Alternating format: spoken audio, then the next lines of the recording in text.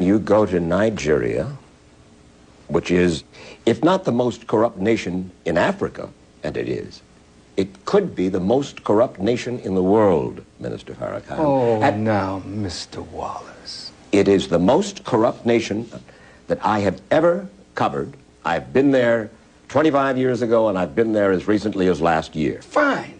So what? 35 years old. That's what that nation is. Now, here's America, 226 years old.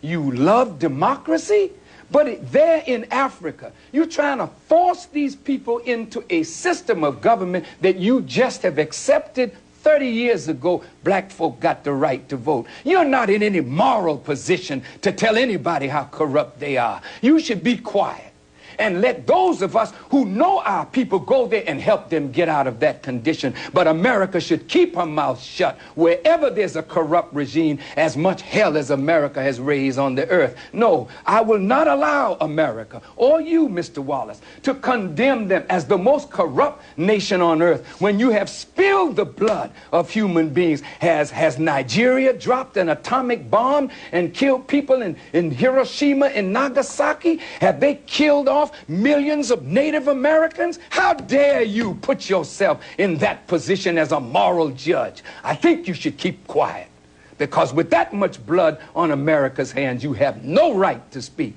I will speak because I don't have that blood on my hand. Yes, there's corruption there. Yes, there's mismanagement of resources. Yes, there is abuse. There's abuse in every nation on earth, including this one. So let's not play holy to moralize on them. Let's help them. I'm not moralizing. I'm asking a question, and I got an answer. Why would you put it as the most corrupt regime in the world? That doesn't make sense. Can you think of one more corrupt? Yeah, I'm living in one. I'm living in one. Yes, you've done a hell of a thing on this earth, so you should not be the one to talk. You should be quiet when it comes to moral condemnation.